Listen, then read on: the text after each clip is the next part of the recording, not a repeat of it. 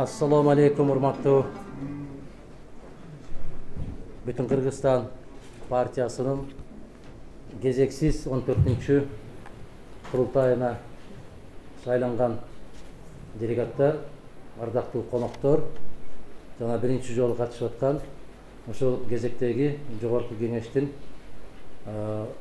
шайлоосуна талапкер болуп бараткан биздин азаматтар, жигиттер жана кыздар, баарыңыздар бүгүн кош келдиңиздер. Кезексиз курултайга 10:00 болду. Биз өзүбүздүн ишибизди баштасак, салт боюнча Кыргыз Республикасынын жогорку кеңешинин шайлоолоруна 28 ноябрда боло турган шайлоолоруна байланыштуу чакырылган Бүтүн Кыргызстан саясий партиясынын кезексиз 14-чү курултайын ачык деп жарыялашка уруксат этиңиздер.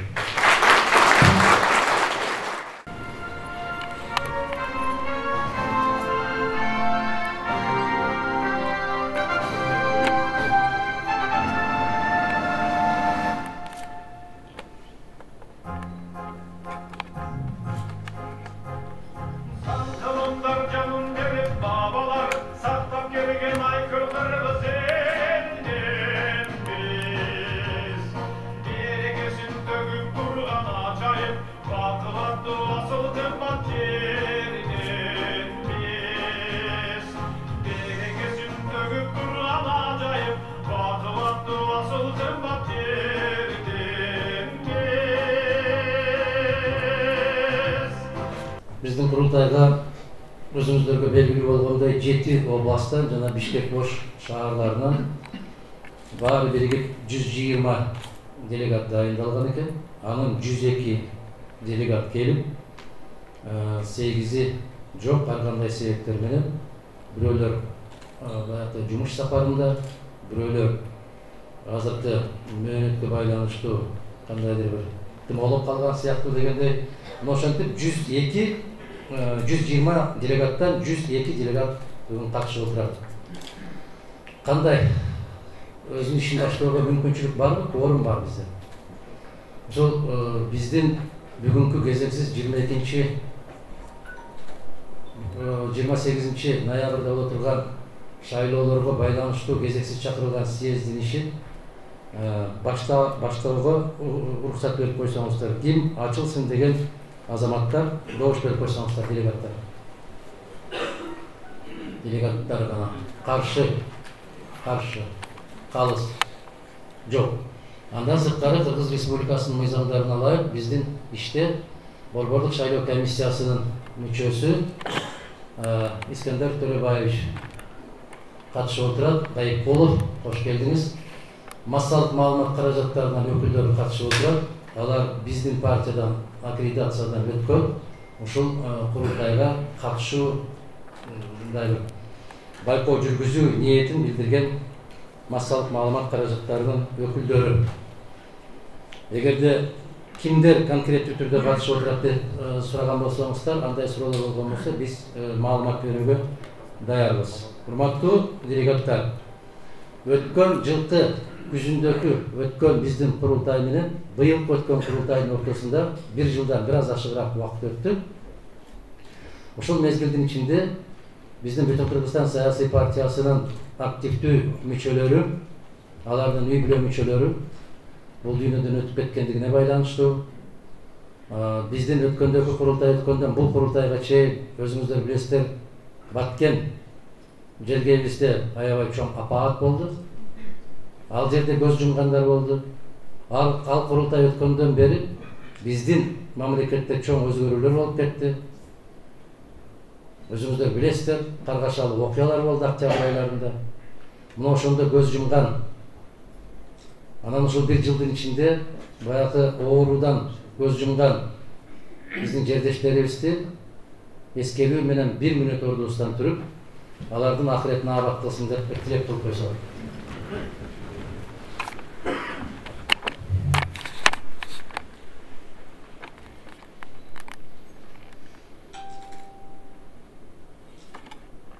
Рахмат. бир жыл башта ушул курултайда аябай жакшы тилек, жакшы ойлор менен биздин партиянын мыкты активдүү мүчөсү Рахман Разыков бар агайыбыз. Рахман Разыков трибунадан чыгып сүйлөдү. Кандай максат менен баратабыз, эмне пландарыбыз бар деген сыяктуу. Тилекке каршы бул киши да арабыздан эрте кетти.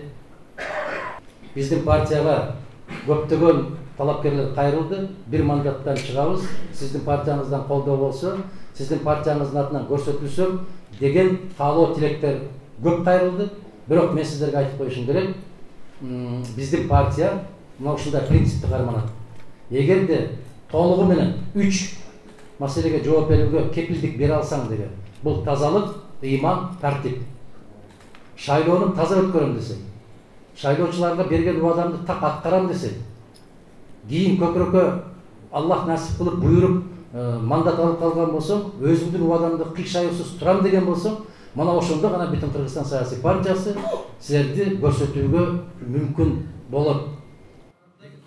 Кыргыз Республикасынын шайлоолор кодексинин талаптары кандай болсо, ошонун үтүк чекитине чейин карап, тийиштүү документтерди даярдап, Борборлук шайлоо комиссиясына тапшырсын. Урматтуу делегаттар, мына билим берүү тармагына 2002 жылдан баштап биз тараманча каршы турган Советтер Союзунун билим берүү системасын талкалап, баллон системасына өтүшкөн. Баллон системасына өтүү менен биздин ушул 1-класстан 11-класска чейинкилердин жана жогорку билим окуу жайларынын бүтүндөй баарын талкалап бүттүк. Натыйжада эмне болду? Натыйжада кайсы район, кайсы областка кирерин билбеген министрлер келип баштады.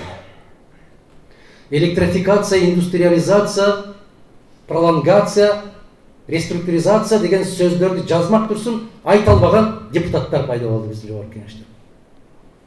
Натыйжада кече Айыл чарба министри депутаттын суроосуна жооп берип атат. Атасы 11 литрден сүт берет, энеси 15 литрден сүт берет деп. Мына биздин билим берүү тармагыбыздын жетишкендиги ушунда турат. Депутат сурап атат, атасы ким десе бука да дейт, бука сүт берем. Анан атасы 11 литр сүт берген, энеси 16 литрге чейин сүт бергендин ортосунан чыккан торпок дейт, музол дейт. 25 литрге чейин сүт берет дейт.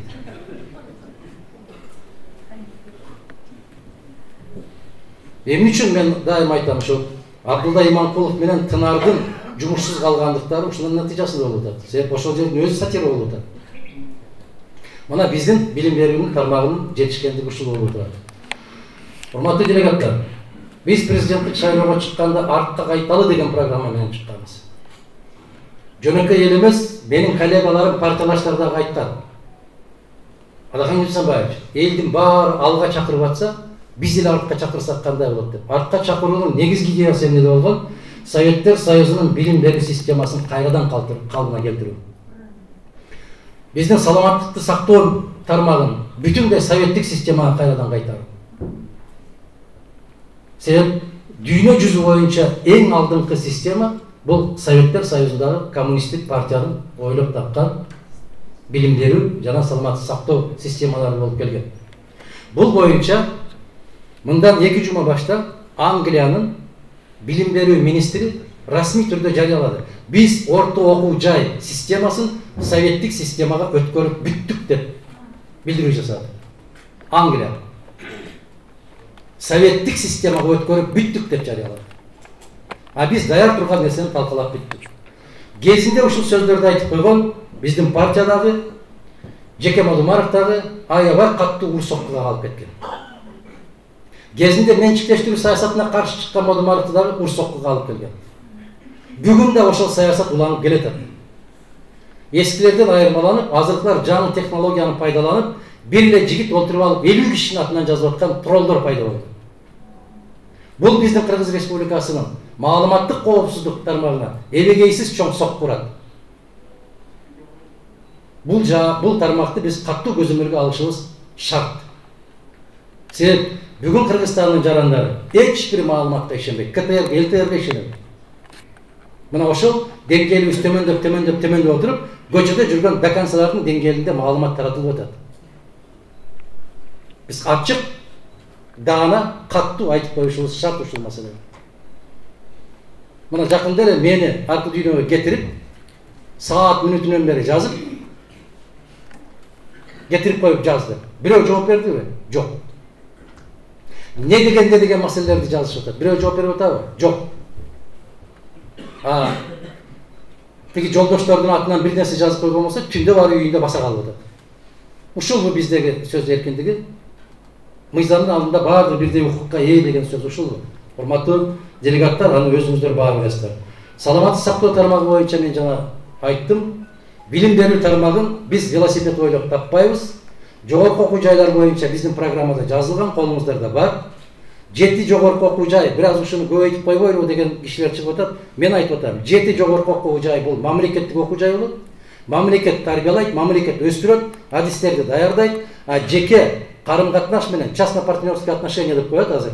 Ошондойду жасайбыз деген болсоң, керек болсо 60 вузду ачып ал. Бирок сенин тарбиялап чыгарган студентине мамлекет жумуш менен камсыз болууга милдеттүү болбойт. Мамлекет тарбиялаган, стипендиясын өзүн берген, айлык акысын өзүн берген, жатаканасын берген, тамак ашын берген, көрпө төшөк шейшептеринен бери берип, бүтүргөн даярдаган адисти жумуш менен камсыз кылуу бул мамлекеттин милдетине айланышы керек. Натыйжада бизде Чоңалайга окшогон, же Баткен областына, же биздин Теңир Тоо, Нарын областтарында карап көрүңүздөр, кээ бир айылдарда бир да бала дарыгери жок, педиатр деген. Бир да бир аялдарды карап турган дарыгер жок, гинеколог деген. Биз эмне болгон улут болуп баратабыз? Мына ушул биздин программада тап жана даана көрсөтүлгөн, белгиленген. Мамлекеттик саламаттык сактоо тармактарын кайрадан ордуна калыбына келтиришибиз милдет биздин. Маданият, кино, спорт тармагы боюнча. Маданият 100% мамлекеттик бюджеттин карамагына өтүш керек. Маданиятты кыргыз өкмөтү, бийлиги көзөмөлгө алуусу керек. Көзөмөлгө алуусу керек деген сөздү туура түшүнгүлө, бүтүндөй каржылоо 100% мамлекеттин эсебинен болушу керек. Мамлекет буйрутма бериши керек. Мыкты ырларга, мыкты чыгарма, мыкты спектакльдерге, мыкты пьесаларга, мыкты роман, мыкты аңгемелерге мамлекет көзөмөлдөп, мамлекет каржылаш керек. Зарыл. Жазуучу акындарга, композиторлорго керек болсо союздун мезгилиндегидей кылып, жатаканаларын даярдап, бир буйрутмаларды берип, 2 айлап, 3 айлап ошолорду багыш керек.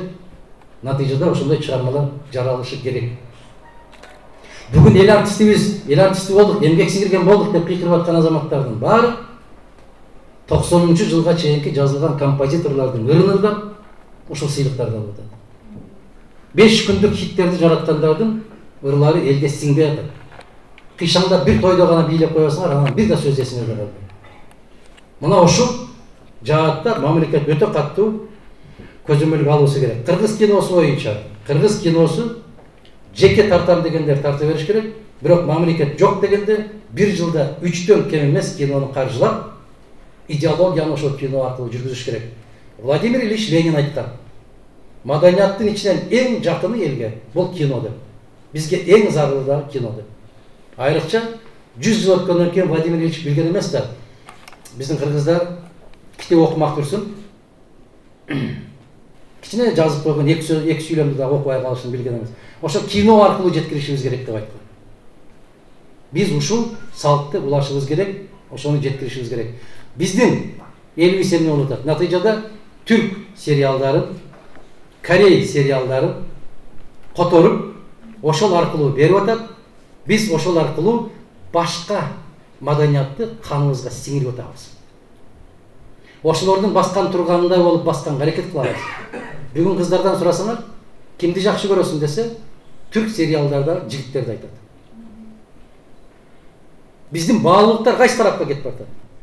Муну кээ бир журналисттер ойлошу мүмкүн, майда сөзгө кирип кетти деп. Майда эмес, бул эң негизги маселе. Бул улутту улут кылып сактап кала турган маселе. Бүтүндөй аң сезимди өзгөртө турган маселе. Түрк сериалдарынын, корей сериалдарынын мыкты жактары бар. Ал эмне? Урушканда дагы биздей болуп кыйкырып бакырып урушпай, көздөрүн оодарып алып бакырбай, маданияттуу урушканды үйрөтүп атат. Макулсуздарбы? Спорт тармагы боюнча Geçe bizden güreş boyunca jigitlerimiz, kızlarımız керемет ийгиликтерге жетишти. Кубанычтуу көрүнүш. Биздин Кыргызстанда өсө турган гана спортту каржылашыбыз керек. Бул кайсылар? Бул ошол күрөш, бул салмак көтөрүү, бул жеке тармактагы. А жамааттык оюндарда биз көтөрүлө албайт экенбиз. Эмнеге? Себеп Роналдо менен Мессиге окшоп ыңгайы келип калган кишиге топ узатмак турсун, ыңгайы келип бараткан кишинин ушул көбүрөөк гол сайып койбосун деп аны кулатып коюшубуз мүмкүн экен. Биздин психология ушундай экен. Ушул тармактарга биз өзгөчө көңүл бурушубуз керек. Айыл чарбасы боюнча эки сөз. Союздун мезгилиндеги кооперативтерди калыбына келтиришибиз керек. Ал боюнча биз Абсамат Масалиевич раматылык 2003 жылы 2004 жылдарында сунуштаган соңку мыйзамдарынын бири ушул болду эле. Ирлештирилген дыйкан чарбаларын түзүү жөнүндөгү мыйзам. Эмне үчүн? Себеп ар бирибиз 5 сотуктан жерди алып, арыктардын баарын жойдук, тракторлор кирбей калды, жер которуп айдаштыруу деген жокко чыкты. Натыйжада эмне болуп атабыз? Аргентина менен Бразилиянын алмасын жеп атабыз. Дагы сурап коебуз, кайдан келди? Аргентинадан келди. Мына Кыргыздын кетменди сайып койсоң көктөп кете турган жеринде биз Аргентинанын алмасын жеп атабыз. Ирандын жүзүмүн жеп атабыз. Мына ушул деңгээлге түштүк. Ирлештирилген дыйкан чарбасын куруу бул мамлекеттик саясатка айлануусу керек дагы, аны көзөмөлгө алышыбыз шарт. Кооперативтерди, загат контораларды түзүшүбүз керек дагы. Дыйкан жазда сээп аткан түшүмүнө күздө кайда сатам деген баш оорудан арылышы керек. Мамлекет өзү буйрутма бериш керек. Монча тонна сайыз, пияз же башка нерсе сатып алат. Эгерде ашыкчасы болгон болсо, Россия деген жер турат. Өкмөтү менен бар келишим түздөгү, ошолорго саткан саясатты жүргүзүшүбүз керек. Ишенип коюңуздар, мен айта албайм 6 секундта өзгөртөм деп. Бирок 6 айдын ичинде бул нерселердин баарын жөнгө салса болот. 6 секундта келбейт бул эч нерсе. Токен тармагы боюнча биздин позициябыз так ачык, даана. Бүтүндөй Кыргызстандын кен байлыктарын биз тең шериктик системасына өтүшүбүз керек. Биздин өзүбүздүн техника жокпу, каражатыбыз жокпу, кайсы өлкө, кайсы фирма өндүрөм, өстүрөм деген болсо, кел дагы тең шерик. Тең шерик деген эмне маселе? 100 тонна алтын аласыңбы? 50-сі меники, 50-сі сеники. 10 тонна аласыңбы? 5-і меники, 5-і сеники. Бүгүн биз 100 тонна алтын алган жерден канча тонна алып атканыбызды билесиздер. Мына могу жерде Айданбек мырза отурат. Айданбек Ахматов. Ушул экономикалык тармактардан серептерди көп жасайт. Биз ошол эл чуулдап чыкканда Шамбисай Токен жерине барып, мына ошол жерде канча тонна алтын бар, аны кандай шарт менен Кытайларга иштетүү жөнүндө келишимдерге кол койгондугуна эл нааразычылык менен чыгып, Нарын областында Солтон-Сары дал ушундай маселеде, бизде Чаткал Алабукада өзүңүздөр билесиздер, Кызыл Токой айылы деген бар. Ошол Кызыл Токойдогу жагдайыбыз ушул маселеде. Натыйжада биз 1 тонна алган алтындан 1 же 2 килограммга гана ээ болуп калып атабыз. Тышкы саясат боюнча биз элчилердин санын кескин кыскартабыз. Афганистанда бизге элчинин кереги жок. Буркина Фасода элчинин кереги жок. Танзанияда, Мозамбикада, ушул сыяктуу, мен ал жакта элчи бар деп айтып аткан жокмун. Ушул сыяктуу өлкөлөрдө элчилер бар. Эмне пайда келтирет алар? Бир жылда биздин бир да жаран ал жакка барбайт, алардын бир да жараны бизге келбейт. Эмне пайдасы бар? Тескерисинче, ошол адамдардын баарын Өзбекстан, Казакстан, Россия, Кытай сыяктуу өлкөлөргө сандарын көбөйтүп, сапатын жогорулатышыбыз керек. Эң акырында айта турган, азыркы түзүлгөн кырдаал боюнча, Конституция боюнча пикиримди билдирип коеюн сиздерге. Конституция өзү менен өзү жашап атат, эл өзү менен өзү жашап атат. Бүгүн бүт бардык жоопкерчиликти мойнума алдым деген президент Конституцияда так даана жазылып турат. Министрлер кабинети болот, бул да бүтүн Кыргызстандын программасы эле. Министрлер кабинетин президент жеке өзү жетектеши керек. Ал жерде жазылып турат, администрация башчысы жетектейт деп. Администрация башчысы өзүнчө турат, кабинет башчысы деп башка жигит жүрөт. Конституциянын талабы бирдей болуш керек. Бұл не деген жоопкерчилик? Эгерде дейт парламент жогорку кеңеш нааразы болуп ишеним көрсөтпөй койгон болсо, кабинет башчысы кетет экен, калат экен. Бул не деген сөз? Илгерки президенттердин жүргүзүп келген саясат эмеспи? Мен аябай жакшымын, мынау жаман. Анан ошол өкмөттү кызматтан кетирип койсо, элибиз кол чаап отуруп калат. Эми оңолот бул депчи. Ошентип 30 жылдан бери келатабыз. Оңолбойбуз кайдан. Biz başынан принцибибизди, ой максаттарыбызды тактана билмейинче ал жолго бара албайбыз. Соңку эки ооз сөз. Biz кандай курамда баратабыз? Биздин курамыбыз салт болуп калгандай эле маданият, илим, билим жана чындык, укук, тартип деген азаматтардан куралган курам менен баратабыз. Көңүл бурганыңыздарга рахмат. Жараткан жолубузду ачсын. Элибиз чоң ишеним менен карап турган партиябыз. Элдин ишенимин актап, жүзүбүз жарык болуп, эч качан элдин алдында башыбызды жерге салган күндөрдөн жараткан өзү сактаган болсун. Элдин тилегин актап, ар дайым элдин алкышына ээ болуп, жүзүбүз жарык, зоболобуз бийик, жолубуз ачык болуп жүрүшүн жараткандан тилеп калабыз. Чоң рахмат.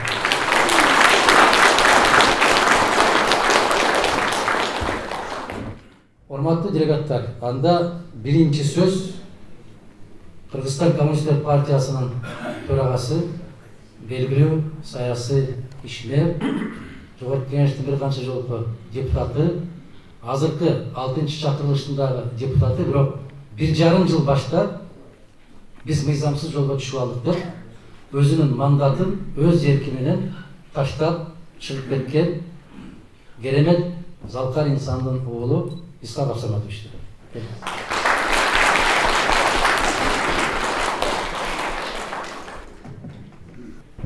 Урматтуу курултайдын катышуучулары, Адакан Кимсанбаевичтин маалыматын укканда бир сөздөр эсиме келди да.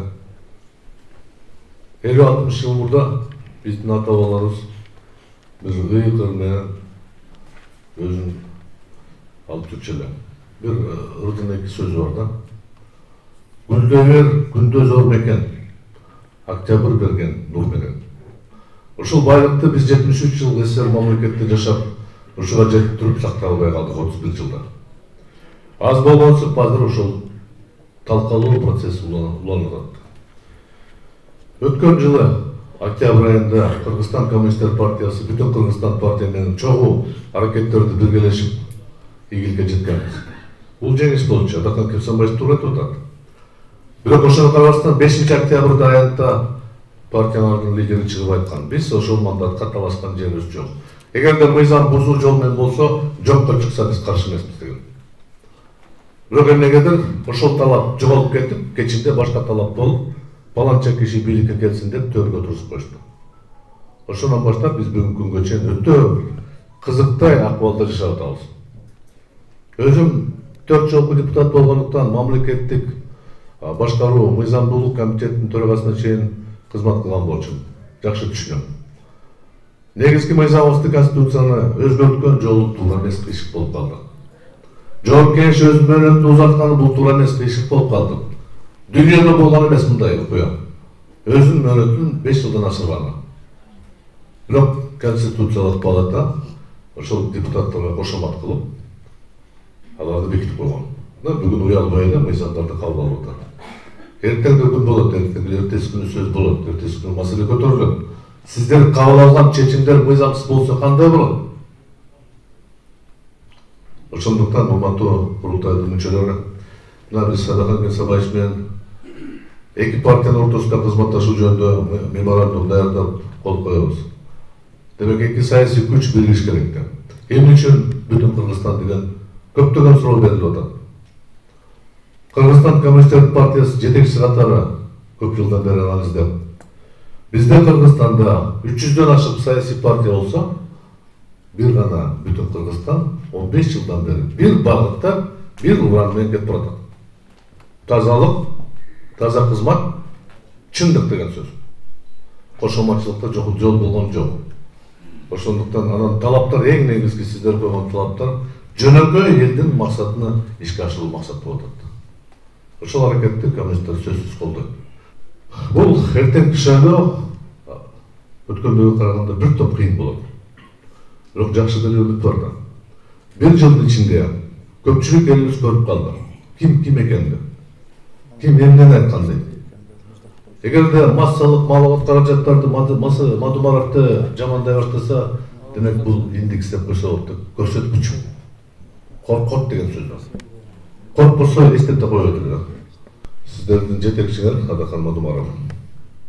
Менин атам Абсамат Масалиев Кыргызстан коммунисттеринин жетекчисинин жанында 9 жыл үзөңгүлөш болуп иштеген. Мен тамашалап айтып койдум, Айша атам деп. Чын эле ошондой болгон да. 1995 жылдан баштап акыркы саатка чейин 2004 жылга чейин Абсамат Масалиевдин жанында жүргөн. Эң жакын адам болгон. Жаш болсо да жанында жүргөн. Мен ойлоп атам, жамандыкка үйрөнгөн жок. Мен билем, кээ бир сырларын атам мага айтпаган нерсени Адаханга айтчу. Ошондуктан мен ойлоп атам, мен тандоом туура эле деп, мен макулдук берип, Адахан Кимсанбаевич мен чогуу 28 ноябрда сиздер менен чогуу жеңиштерге жетишибиз керек. Жеңиш биздин колубузда.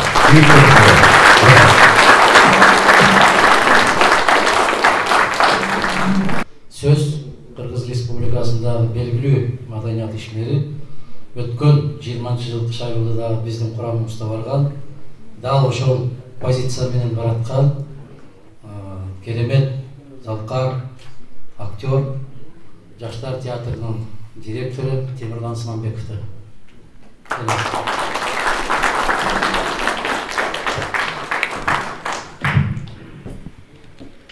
Саламатсыздарбы, урматтуу бүгүнкү съездин катышуучулары, курултайдын. Саясат боюнча, мыйзам боюнча Адахан Кимсанбаевич, Исхак Абсаматовичтер абдан жакшы нерсени айтышты. Мен айтайын дегеним башкараак, урматтуу бир туугандар. Келиңиздер. Мына азыр мөлтүрөгөн булактарыбыз соолуп баратат. Келишкен төрлөрүбүз, гүлдөрүбүз көргө айланып баратат. Жер казылып тытылып атат. Шаркыраган сууларыбыз булганып атат. 100 жылдан кийин эмне болот? 1000 жылдан кийин эмне болот? Түбөлүк Кыргыздын келечеги эмне болот? Biz gelecek Kırgızga mumunga emnen alып беребиз, эмнени калтырабыз. Эгерде бүгүнкү күндө өзүбүздүн кызыкчылык үчүн, жалаң гана өзүбүздүн кеп басыш үчүн ошончо байлыкты жок кылып, жерди тепселеп отурсак, эртеңки биз эмне болот? Анан улуу Кыргызга кайта калабыз. Мына ушул жан жөнүн ушунчалык эзип дагы жүрөктү тилип да келет. Мына ошол себептен мен сиздерге айтар элем, айланайын бир туугандар. Биздин аттанганыбыздын себеби келиңиздер. Ошол нерсеге жардам берели. Келечекти ойлойлу. Ынтымакка келели. Келиңиздер, байлыкты таштайлы.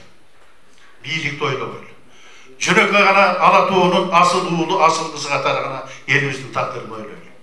Кара курсак тоет, кийим бүтөлөт. Бирок элиң кыйналып турса, жеген нанын, ичкен сууң, ырдаган ырдың, күлгөн курусун.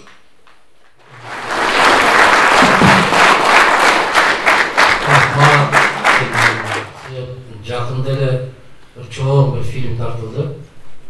Ошол фильмде Бакай атанын ролун ойноп келди. Темирлан мырза, сизде ошол экранда асман эле Бакай ата болбой, келечекте бүтүндөй журттун Бакай атасы болуп жүргөнүн сизге дагы насип болсун. Кезектеги сөз бизде белгилүү адвокат Юлия Алексеевна Богдановага берилет. Был Юлия Алексеевна, пожалуйста.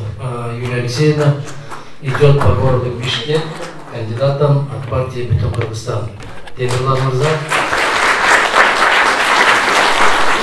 мырза бизден Токтогул шайлоо округу боюнча кандидат болуп баратат. Пожалуйста, Юлия Алексеевна. Уважаемые делегаты политической партии Бүтүн Кыргызстан, уважаемые гости, Я хочу сегодня сказать о том, что партия Бутун Кыргызстан не только должна участвовать в этих выборах, но обязательно должна победить. И обязательно должна набрать максимальное количество голосов для участия в будущем составе Жигорку Кенеша. Я адвокат, юрист, и я иду на выборы по вашему списку. Сейчас Кыргызстан, моя родина, так же, как и ваша родина, фактически скатилась на дно, в пропасть. И очень много для этого сделали те лица, которые сейчас сидят в Жигорку Кенеше. К сожалению, большинство из них не являются профессионалами, не знают, как составляют законы, для чего их составляют.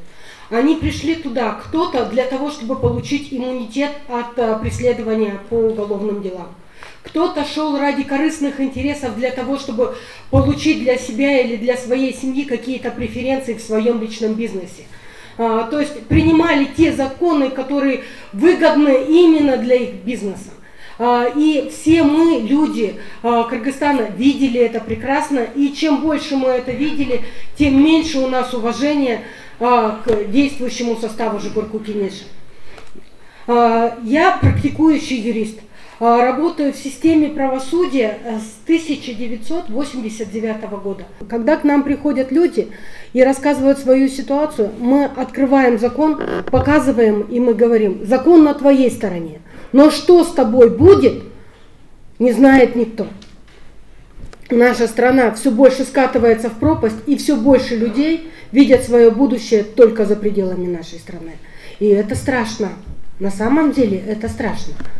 Я устала ждать, когда же наконец те лица, которых мы выбираем в Жигорку Кенеш, а я честно вам скажу, что не пропустила ни одних выборов, участвовала в каждых.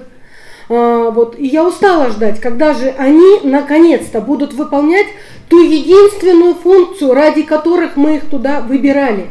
Когда они начнут принимать те законы, которые наконец-то будут защищать нас. Рахмат. Кейинки сөз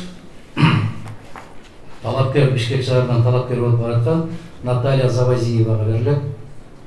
Наталья, вы здесь?